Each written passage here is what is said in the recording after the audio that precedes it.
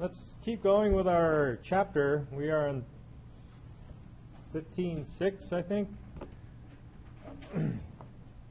And the topic for this is surface area. It actually could have fallen in the applications because it really is just another application of the double integral, but they decided to put it in a different section. So we have it in a different section, and we're looking for the surface area.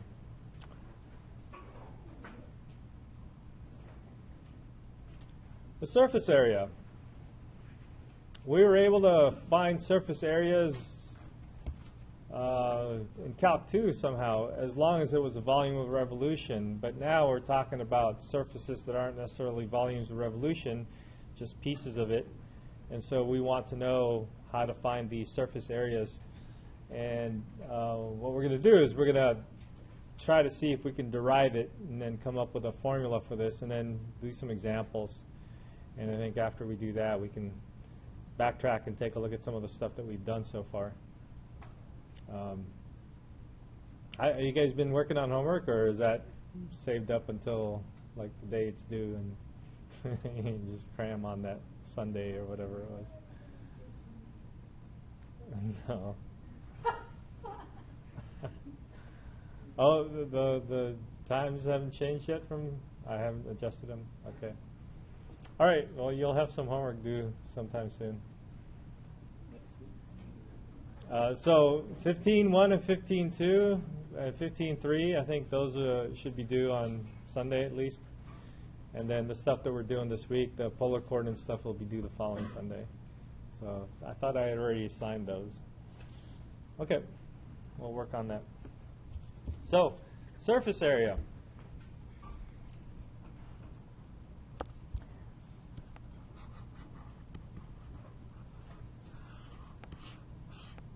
So we're looking at surface area based on a region on the xy plane.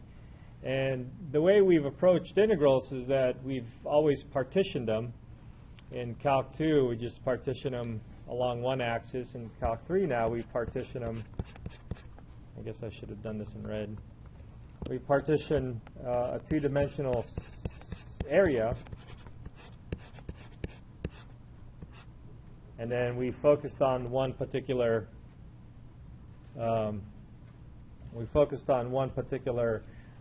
area, a rectangular region on the domain, and then see what happens on in a three-dimensional space. So that's what we're going to do.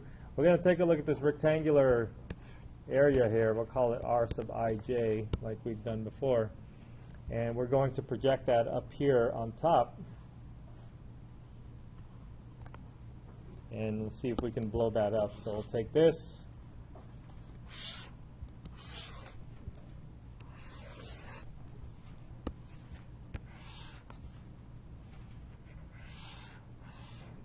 And we'll take a look at that surface. Maybe that's a little done. And we'll take a look at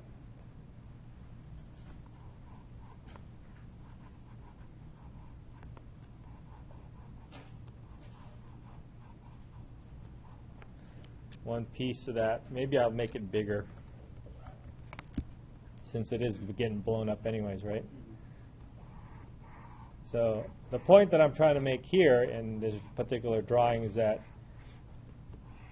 this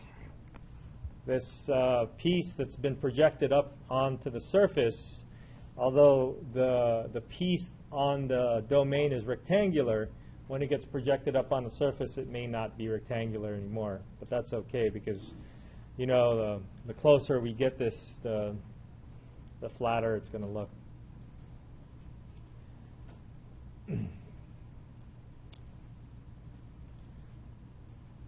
So our idea is to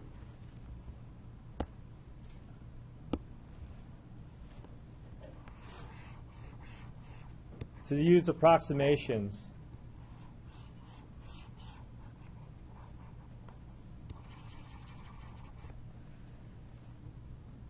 I just drew two vectors on this, and these are two vectors that are supposedly on the xy plane over there. And what can you say about these two vectors?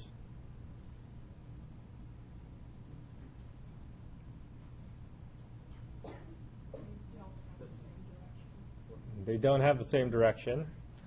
Okay, that's important. The two vectors don't have the same direction. One is going along the x-axis, the other one's going along the y-axis. What else can we say about these two vectors? No. It seemed like they should be perpendicular because I drew squares or rectangles down here.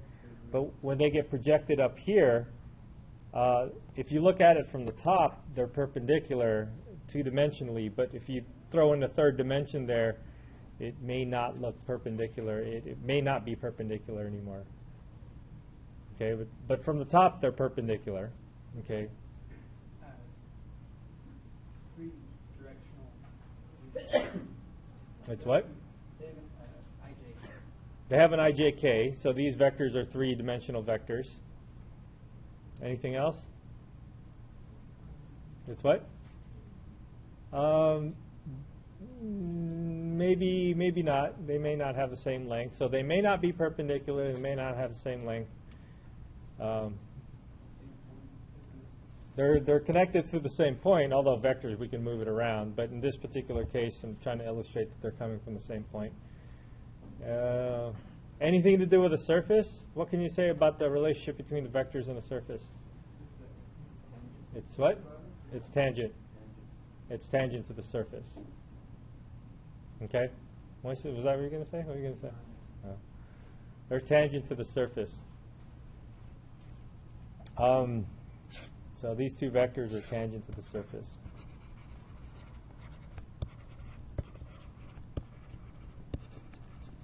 So there are, among other things, that what did you say, Mimi? What? They don't have the same direction. They don't have the same direction. That's kind of important.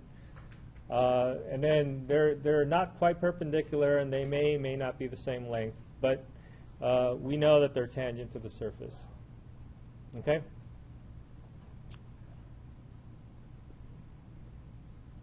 So where do these vectors come from again? Let's see. Maybe we need to blow up the bottom here also. On the xy plane, should I draw it like at an angle like this, or should I draw it like looking at it from the top? Look at it from the top.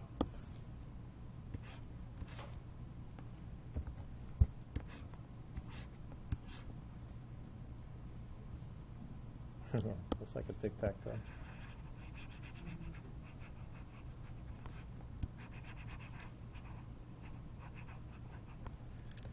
From the xy plane, looking at it from the top, these are the two vectors, the two-dimensional vectors that we have. Now, from here and from this view, they're perpendicular. But when they go up to 3 dimensions, they may not be perpendicular anymore.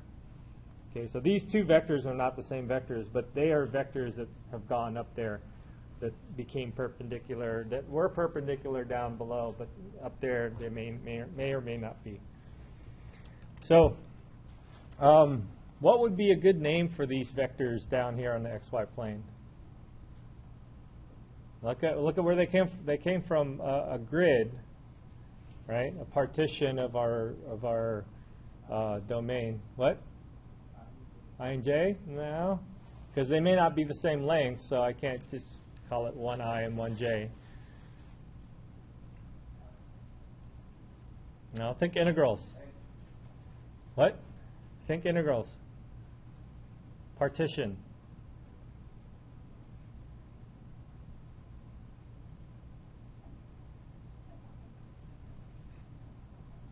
No? Do we need to drink some Rockstar and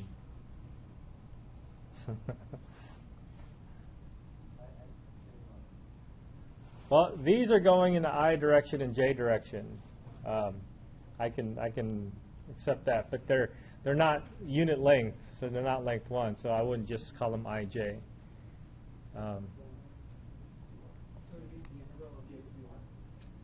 Yes, well, delta x. So delta x in the I direction, delta y in the j direction. What? It's a partition, right. It's a partition, so each of those lengths of the partition would be delta x and delta y.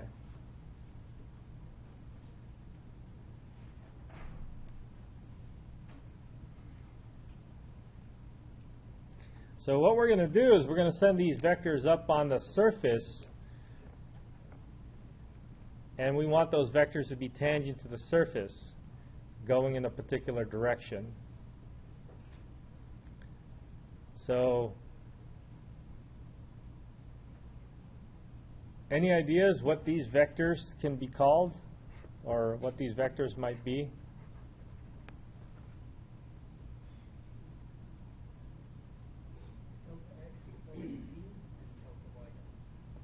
So it'll be, if we move along the delta x, let's say this is going in the x direction. So this one vector would be delta x. And remember last time we went in one direction, we kind of fixed it, and so the other direction didn't move. So if this is a delta x, this would be a 0 in the y direction because it's not going to move in the y direction. And then now, what's our z? It's not quite delta z, or maybe we can say, let me say, it's more descriptive than delta z. What does delta z equal to? It's the derivative of f with respect to x, right? Because we're going in the x direction, so fx. But there's a delta x in there. You know how we made the length to be 1 from a long time ago, from before? And so by making the length equal to 1, then the y value is just, or the z value is just fx. That's the rise over run business that we talked about before.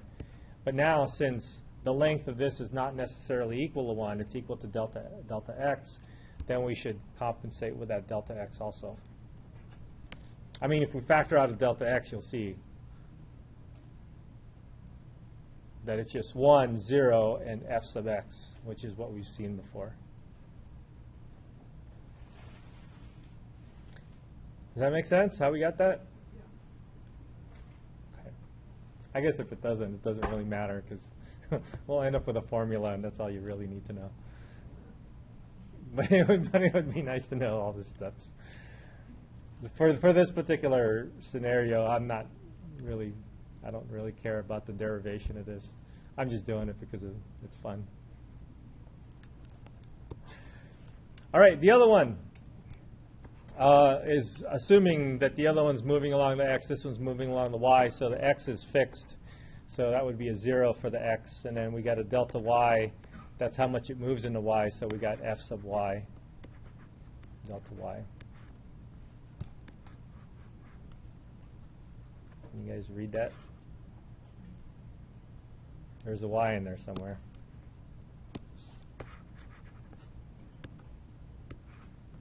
Oops.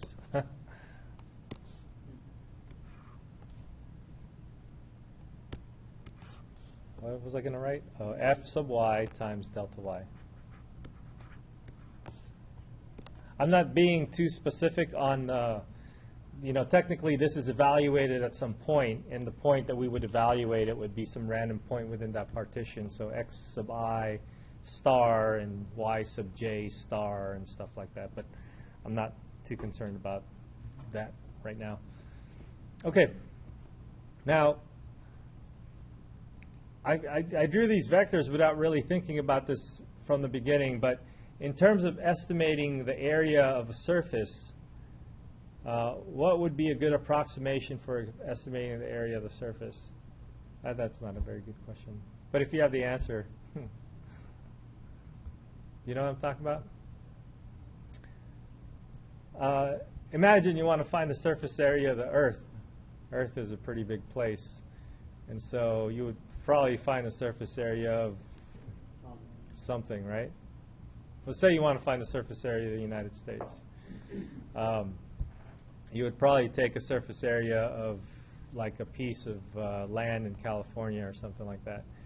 What would you do? You would make a rectangular surface and then find base times height, right? Now, the Earth isn't flat, but what we're doing is we're using something flat to estimate the surface, right? The Earth isn't flat, right? Oh yeah, we don't be saying that. Yeah. And then all the way around again. So in any case, what we want to do is we're estimating the surface area, so we're going to estimate using an area of something that we know. And usually we know areas of flat things, usually. So what we're going to do is we're going to, maybe I'll do this in a different color. Instead of finding the surface area of this curved surface, the red surface that was drawn there earlier, that's kind of too difficult. And so what we're going to do is we're going to estimate by finding the surface of this, which is a flat, I was going to say rectangle, but it's more like a rhombus, or is that what it's called? Parallelogram? Parallelogram? Yeah, parallelogram. And we're going to find the area of this parallelogram instead. So this is, we can think about this as a plane. Oh, it is a plane. It's actually a piece of a tangent plane, tangent to the surface, right? Because these vectors are tangent vectors, tangent to the surface. And so if I extend them to just a little bit, I'm looking at a little mini tangent plane right there. And that little mini tangent plane would be a good approximation for this particular piece of the surface. Okay? My question is, how do you find the area of this tangent plane?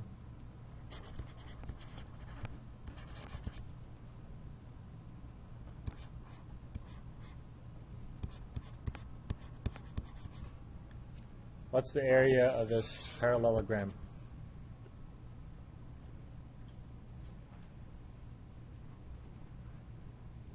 Any ideas?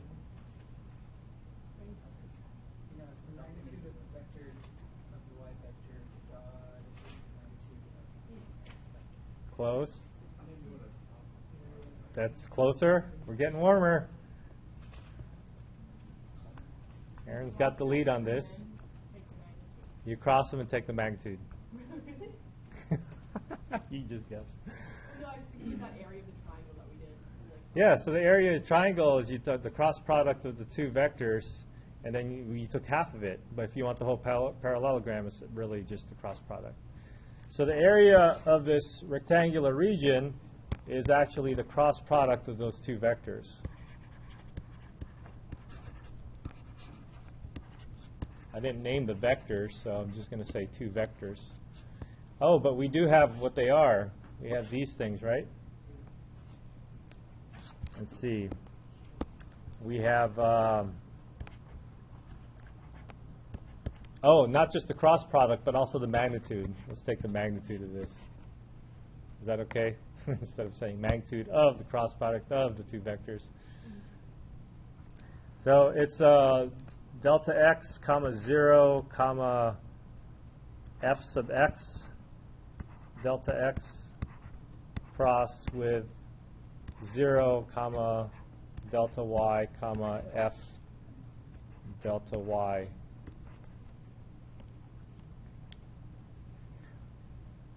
Oh, magnitude.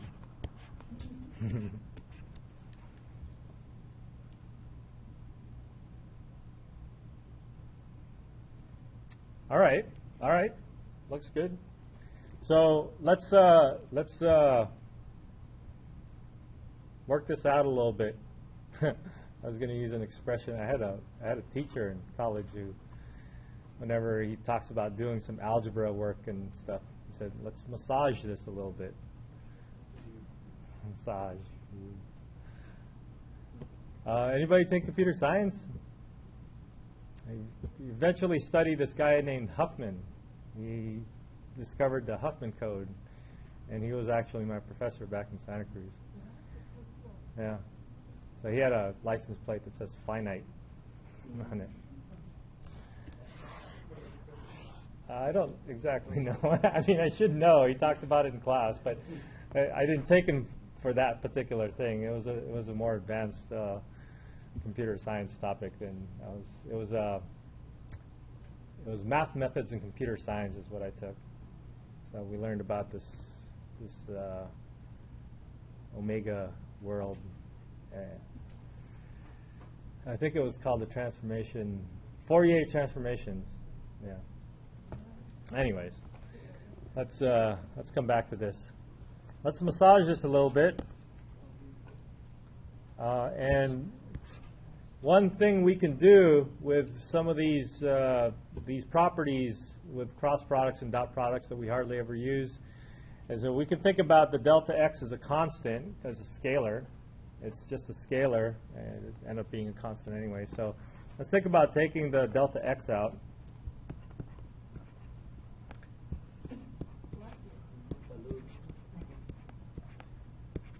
And we'll do the same for the delta y.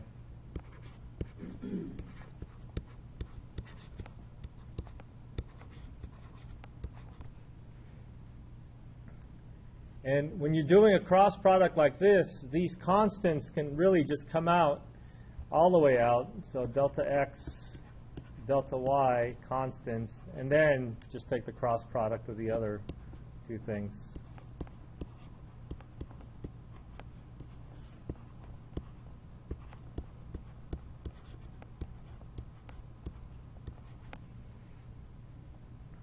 Now we can do this cross product, but do you guys remember what this cross product was?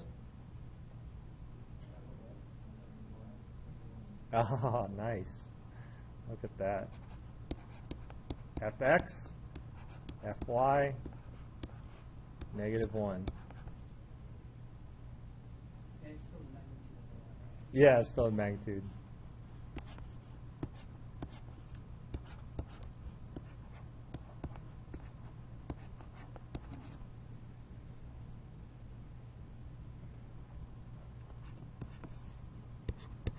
So it turns out that if you have scalars, like in this case delta x and delta y, those scalars you just become absolute values. And then the magnitude of a vector, we actually have to do the square root business. By the way, the magnitude, you know how we take the square root of fx squared, fy squared, that's a magnitude. That's actually just one form of magnitude. In math, you can define a different magnitude if you're not in Cartesian coordinates. So this is your Cartesian or rectangular magnitude. But you can go in different spaces and define all kinds of other magnitudes that are weird. Anyways, back to this. We take the absolute value of delta x and delta y. Well, we can just assume that delta x and delta y is positive anyway, so we can really just drop that and get it out of the magnitude. And then what we have left for the inside is the square root of fx, fy, and 1. Or fx squared plus fy squared plus -1 squared. And if we want to be really formal about it, we put the randomly selected point from your partition, x sub I star and y sub j star, and it goes in here, and then you process it through this Riemann sum business and it becomes a double integral. So without doing all that stuff, and let me just jump to the double integral. So the surface area is going to be that region, and we have f sub x, and we know that that's the derivative of f with respect to x, right? Instead of using the partial notation. F sub y plus 1, and then the delta becomes d dx dy. All right, so this is your formula.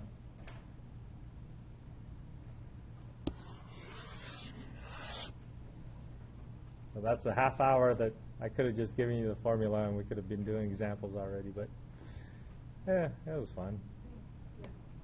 We get to relive this this -1 business from a cross product. We get to relive this area of a parallelogram business.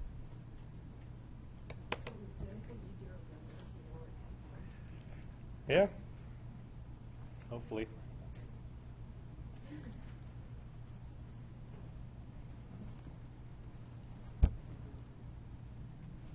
Any questions before we do examples?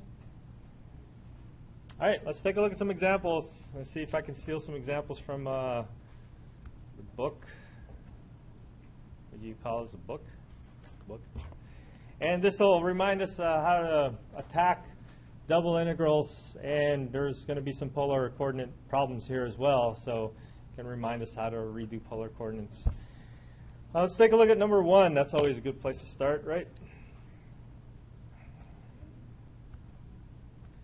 Find the area of the surface, a piece of the plane that lies above the rectangle from 0 to 7 and 1 to 4. Now, this might be too easy. Oh well, let's just work with it.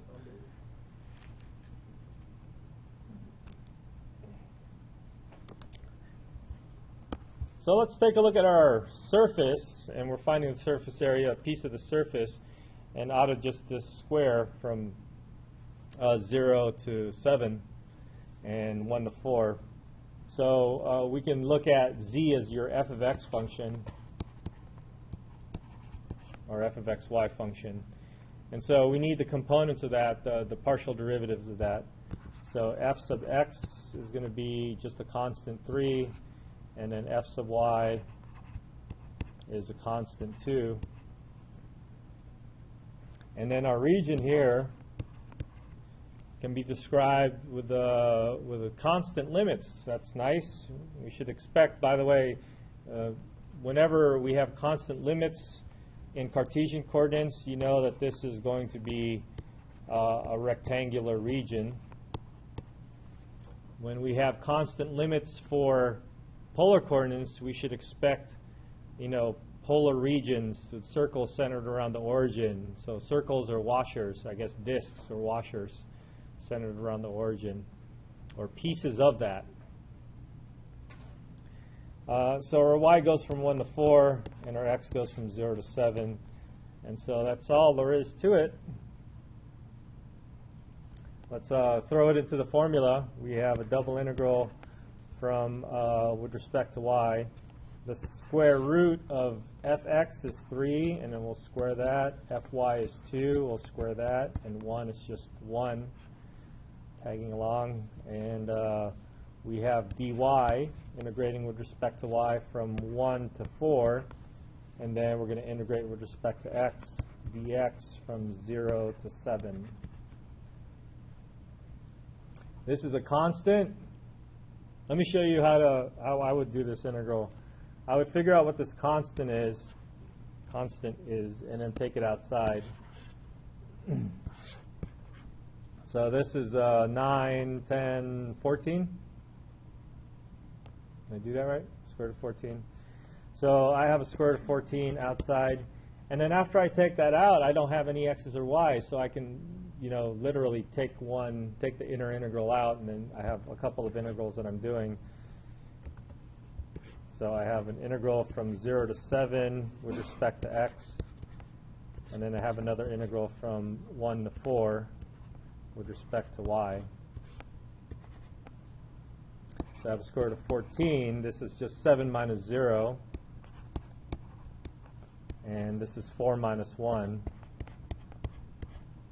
And 21 root 14. Does that look right? 3, 7, yeah.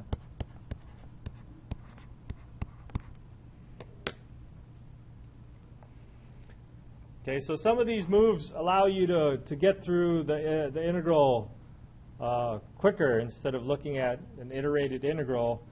If you can take advantage of the fact that some of these things might be constant with respect to one of the variables and then be able to take it out, then that makes it easier for you to compute the integral, especially when you have your integrand is 1, like in these two cases over here. It allows you to do these integrals a lot quicker. I think that's right. I suppose we should check 21 root 14.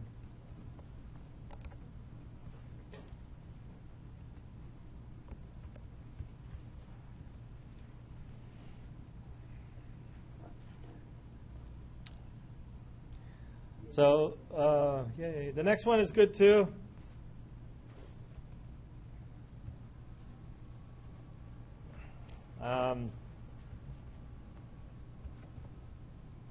Because it takes us to our different coordinate system, or I would, at least if I'm doing this problem, I would be interested in doing this in polar. And let's see why. So here you have a plane, and a cylinder is going to cut through it. So if you look at it from the top, this is essentially what you'll see. You'll see this cylinder. The image or the shadow or the inside of the cylinder is a circle of radius 3. So whatever this plane looks like, this is really the region that you're looking for, R.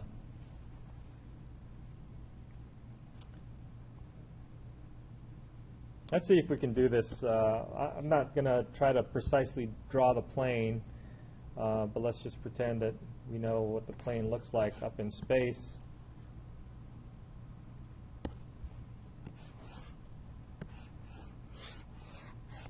I don't know how exactly it looks like, but let's say your cylinder goes through here, a radius 3, and so the piece of the plane that you're looking for would be some elliptical region that's going to be inside of that cylinder, right? And the point is that our shadow on the xy plane is this R region. So we need a couple of things. We need our f of x, y. Now this plane is written where x, y, and z's are all on the same side, so you just have to be careful when you're looking for the fx and fy. Treat z as if it was f of x, so you need to isolate z, which means your fx and your fy should be negative, I think. Yeah, because when you bring it over to the other side, it'll be negative. We got 15 minus 5x minus 3y. So then your fx is negative 5, and your fy equals negative 3. I guess it doesn't matter because you're going to square it anyways in the formula. Now, we can set this up as a double integral in Cartesian coordinates by finding this limit. Or, why don't we just skip that? I mean, I can write it down, say this is a double integral of some region of the square root of negative 5 squared plus negative 3 squared plus 1 dA. But I don't want to go further in Cartesian coordinates when I know I'm going to go into polar coordinates anyways. So what I'm going to do is I'm going to set up my polar coordinates. I'm not going to worry about the limits in Cartesian because that's too much of a headache. But if I do the polar coordinates, I can get this set up in polar coordinates already. So polar coordinates are r and theta, and this is certainly a circular region, so we know that you should have constant limits here. So it doesn't matter the order, but I'm going to put r first because I like putting r first. What is the r limits going to be? It starts from 0 and it goes outward to 3. That's your radial distances. And your theta? All the way around to 2 pi. So those are your limits of integration. And this will end up being a constant. Is that 25, 9, 35 total under the square root? All right, so I can even take the square root out. Let me leave it in for this one more step. So when we change this into polar coordinates and we start writing it down, we're going to get our integral as square root of 35. And then we're going to take the integral with respect to r from 0 to 3. What am I missing? There's an extra r in here, right? So this is automatic. It's an automatic change that comes out when you go from Cartesian to polar coordinates. And then our theta limits are going to go from 0 to 2 pi. Okay. So there are no thetas, so I can split this up to a couple of different integrals again. Root 35 is a constant sitting outside. I can integrate my theta. I mean, I don't even have to write this down anymore because you should know that the answer to this is going to be 2 pi. Integral of d theta from 0 to 2 pi is just 2 pi. And the only thing that you might need to do a little bit of is the r dr. So r squared over 2, and you put 0 and 3 in there. All right? Any questions?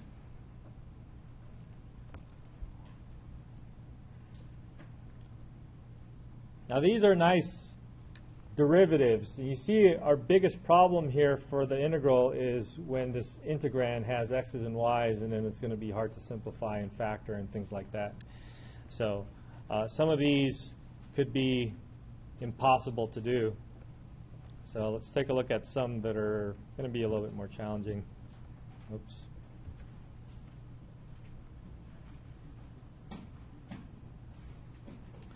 So that's another plane above another different surface over a rectangular region. Ooh, look at this one. Let's do, what number is this? Number 5. Part of the hyperbolic paraboloid that lies between the cylinders. Ooh, that looks, oh, I kind of want to draw that now.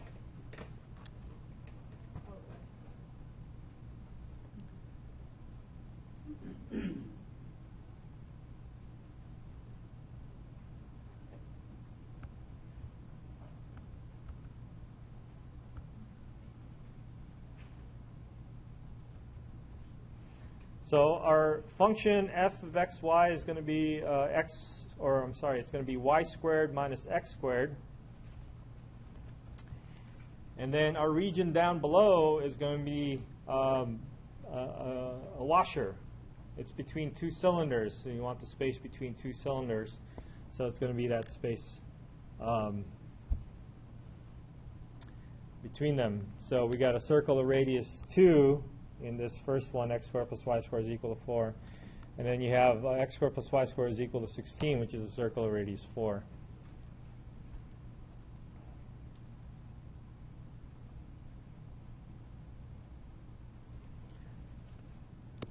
So let's see, maybe I'll attempt to draw it. So imagine, I can't even draw a saddle.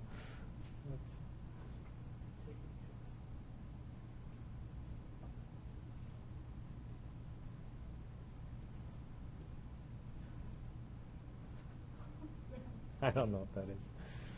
I'm not going to draw it. Imagine a Pringle chip. That's a saddle, right? And then cut around the edges of that Pringle chip so it's round, and then drill another hole in the middle of that Pringle chip. So that's what it's going to be. Like a round with the down the middle? Yeah, yeah, yeah. Okay. So a Pringle chip that's round, and then you cut another round hole inside of that Pringle chip. So whatever's left is going to be your surface. So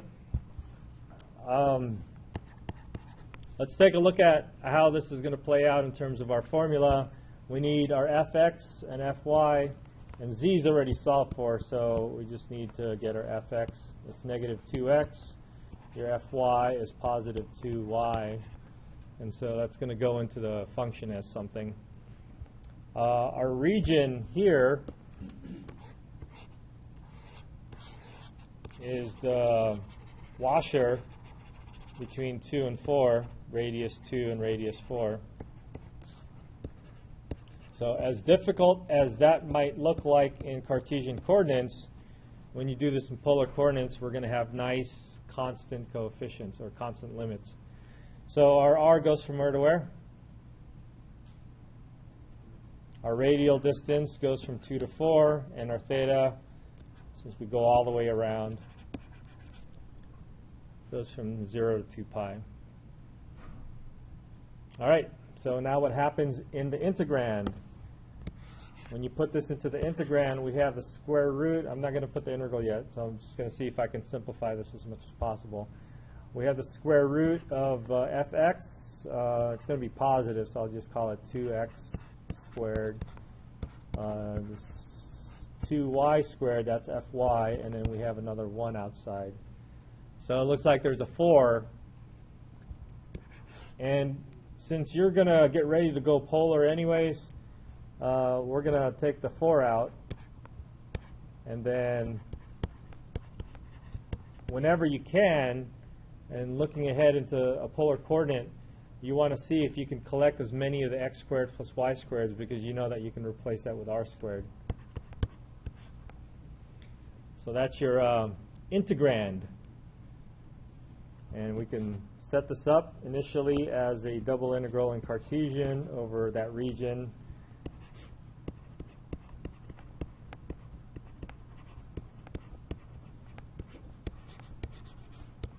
But then when we change it to polar coordinates, as an iterated integral, we can change all the x's into r's, x's and y's into r's.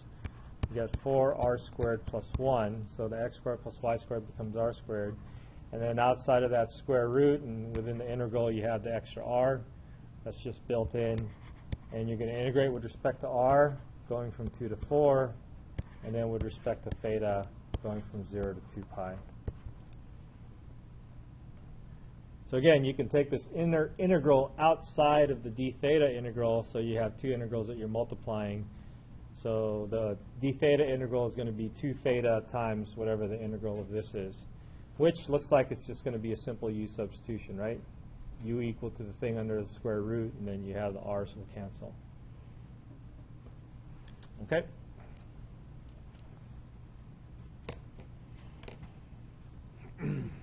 All right. Let's see if it gets any more challenging than this. So this is our first one where the integrand is not all constants. You know, the first two examples that came from planes, the derivatives are just constants, so when you put it inside of the square root, you can take it out, and that wasn't a problem at all.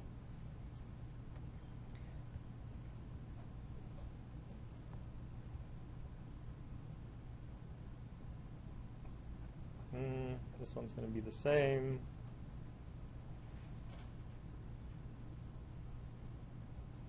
All right, here's one where the polar coordinates isn't that nice.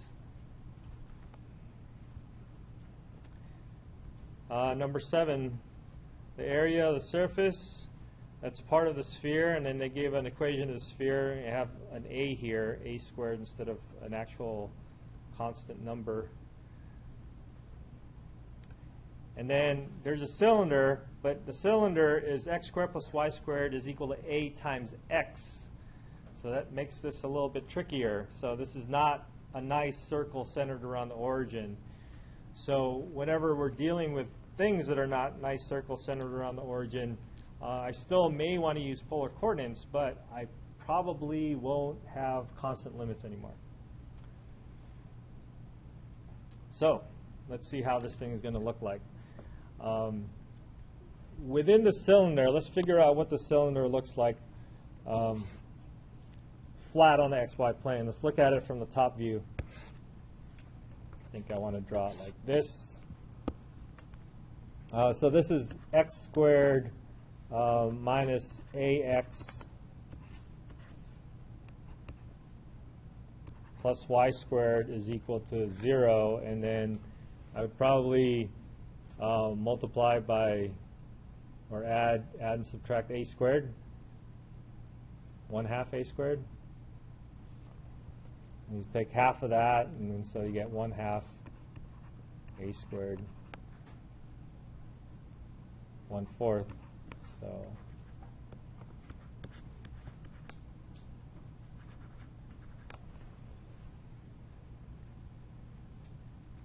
So it looks like we have a radial distance of half a. Right? Am I doing this right? Just correct me if I'm wrong.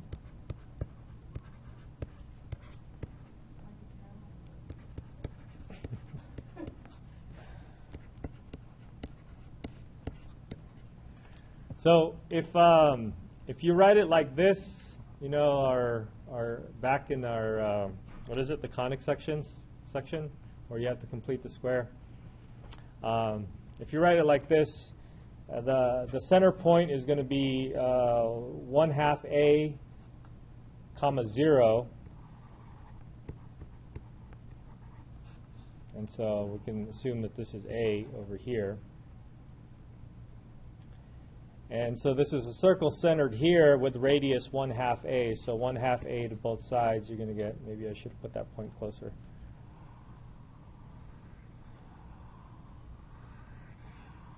So you're going to get this circle, and so your region is going to be this.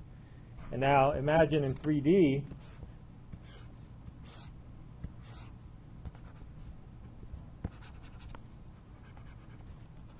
you have a sphere, radius A. Oh boy.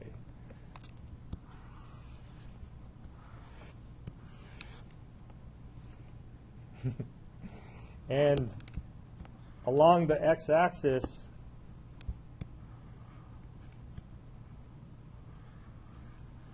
you're cutting out a piece of the circle that's going to make your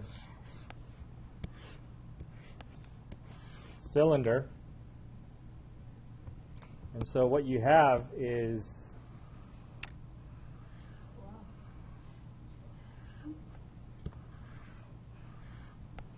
this piece of the sphere that's above this region, circular region there. Get the picture?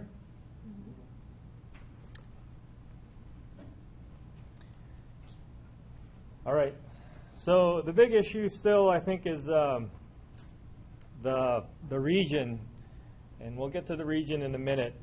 But for the surface, this already gets kind of tricky because remember, we want f of x. Oh, by the way, they probably want the bottom too. So we may want to think about doubling our region. Because they didn't make any restrictions about z being positive or anything. So we want to make sure we want to accommodate for that bottom also. So let's see. We need to take a look at this surface as a z is equal to. So we can express this as f of x, y equal to something. And this looks like it's going to be the square root of a squared minus x squared minus y squared. So that's going to make for a pretty, not too difficult, but a trickier derivative than what we've been doing. So this is a chain rule derivative, so it's going to be this thing raised to the negative 1/2, or 1/2, but the 2's will cancel, but we'll see. So 1/2, this thing raised to the negative 1/2, which is exactly the same thing, except it's in the denominator, times the derivative of the inside, which gives us negative 2x, and then the 2's would cancel. I mean, you could have written it like, you know, how you would say it. This is 1/2, this whole thing to the negative 1/2 power times the derivative of the inside. That's how we would normally do the chain rule. But if you do enough of these problems, I think you'll see how this thing will turn out. Well, similarly, the Fy is going to give you the same thing. So let me just write negative y over the square root of a squared plus x squared. Oops. Slow down. Slow down, tiger.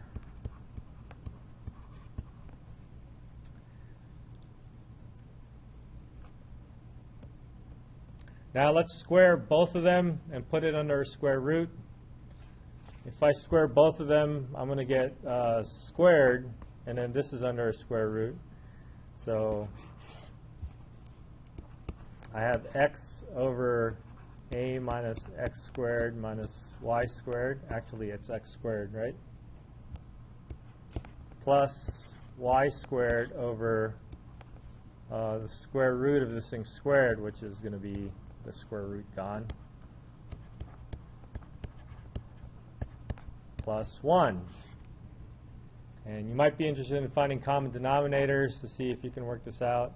What do you think will happen if you find common denominators and then you simplify this? Any ideas? X squareds and y squareds will cancel in the numerator, it looks like, and we'll just have an a squared in the numerator.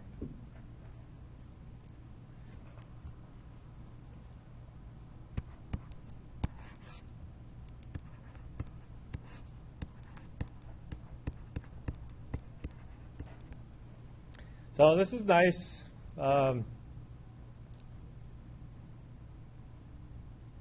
Don't cancel the a squareds here, right? That's like a rookie move.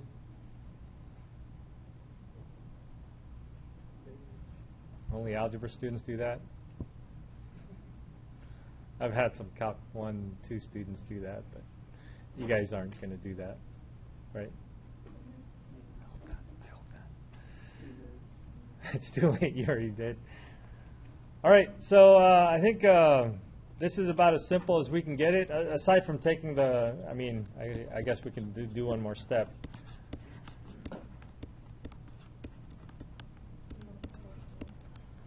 Oh yeah, and then when we put it in there, we'll multiply this whole thing by 2. All right. So that's the integrand. Now let's worry about the limits of integration. So this is where it becomes important how you write your limits, the order, because they're not going to be constants anymore. And usually, when we have dealt with polar coordinates, we've always seen r as a function of theta and not the other way around. So it's usually a safe bet to put r first. We can expect r to be a function of theta. Now this is a little tricky because r. Do you guys know what this function is? R is equal to? If it's a circle centered at the origin, r is equal to a constant, whatever the radius is, and then that's our r. But here, r is a little bit different. R changes. We did this a while ago, a long time ago, polar coordinates. So, remember? Cosine, yes. Good job. A cosine theta. Now you remember how this is being drawn. Imagine the cosine function. You guys can you guys imagine the cosine function? It starts with 1, right? So imagine when theta is equal to 0, you're at a, or 1 times a. That's where cosine starts. And then the cosine function drops down and it becomes 0. When does it become 0? Right there. What angle of theta? What? 90. Pi over 2. 90. Yeah, it's the same, I know.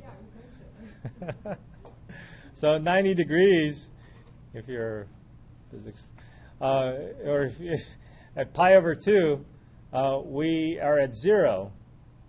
And then what happens when, you're still looking at the cosine graph in your minds? What happens if you go past pi over 2?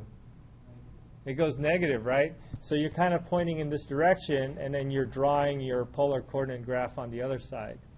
So the fact that that polar coordinate graph gets negative, your r value gets negative, makes it not so attractive for us. Okay? So let me write this down first, and let's talk about the angles that we're going to choose. So because going from 0 to pi, and I'm going to erase this, going from 0 to pi is going to give us an angle here that's an r that's positive, but then when we start going past pi over 2 and getting closer and closer to pi, we're looking at angles that are negative, or r values that are negative. Now, in general, when we're dealing with this, we want our r values to be positive the whole time. So there's 2 ways to fix this. One, because it's symmetric, we can just not go all the way to pi and just go to pi over 2, and we know that half of this area, surface area, is the same as the other half of the surface area. So we can add another factor of 2 to the integral and just go from 0 to pi over 2. That's one way to fix that. The other way to fix that is to know that, well, instead of going from 0 to pi, I can, 0 to pi, yeah. Instead of going from 0 to pi, I can start with negative pi over 2, imagine the cosine function again. Can you go negative in your cosine function? So negative pi over 2, you're starting at 0. And then you go from negative pi over 2 to 0. And then you're going to go from 0 to pi over 2. That's going to draw out the top arc of your cosine function. So similarly, you could have gone from negative pi over 2 to positive pi over 2, and that would draw out the whole circle, and then you don't have to multiply by a factor of 2. Does that make sense? So we have two possible approaches, and for me, wherever there's symmetry, I would want to take advantage of that. So let's go with this, and then remind ourselves that we're going to double this. Now, we already have to double it over here, right? Because this is only considering half of it. And now we're cutting this in half, so we have to double that as well. So we're going to end up multiplying by a factor of 4 instead of just 2.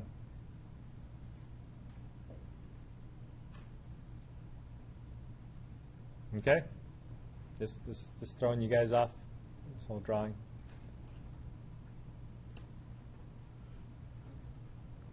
Okay. All right. Well, let's continue on with this and see if we can just knock out that integral, at least write it, right? So double integral of a over square root of a squared minus x squared minus y squared d capital A. This is in Cartesian coordinates. Oh, 2. This 2.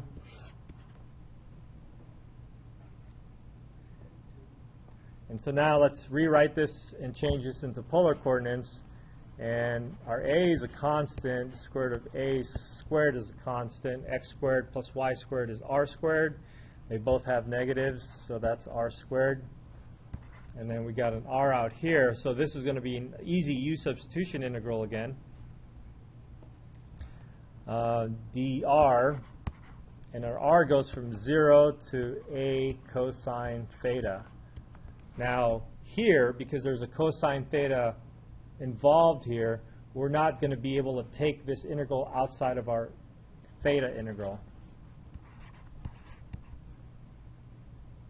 Okay, so we want to be careful with that idea. So this 2 over here is this 2. And now let's choose to integrate from 0 to pi over 2. And then with that integral, with those limits, we know that we're going to have an extra 2 on the outside.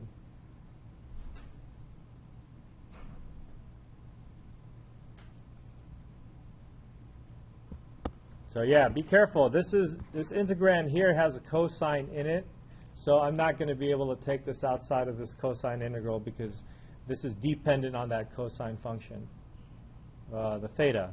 It's dependent on that theta. So we need to integrate this, evaluate it from 0 to a cosine theta, and then after that we're going to integrate with respect to theta. Or you're going to integrate with respect to theta, because I'm not going to do it. Okay?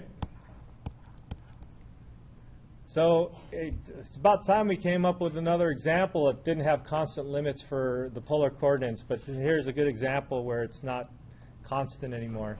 Whenever our region over here involves a circle or any other object that's not a circle centered around the origin, that means your r limits are probably going to change into something where you're going to have a function of theta.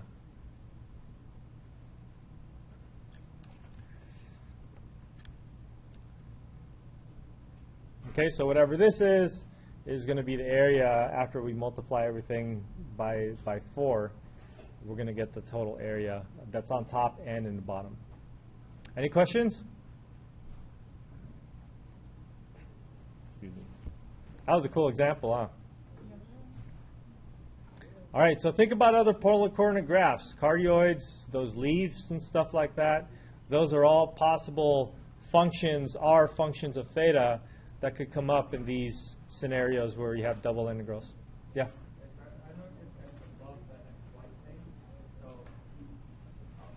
Yeah, so this is just the top, and then this times 2 that we have here takes care of the bottom.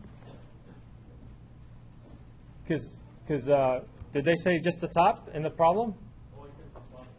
Oh, sorry. Thank you. Aaron just pointed out something important with this problem. Above the xy plane. So we didn't need to multiply this by 2. Sorry. So this word above over here just means I just wanted the top part. Thanks for bringing that up. Okay? So just knock out that factor 2, but we still have this extra factor from this limit. Okay, next time, triple integrals. What? Oh, quiz. We'll be on something.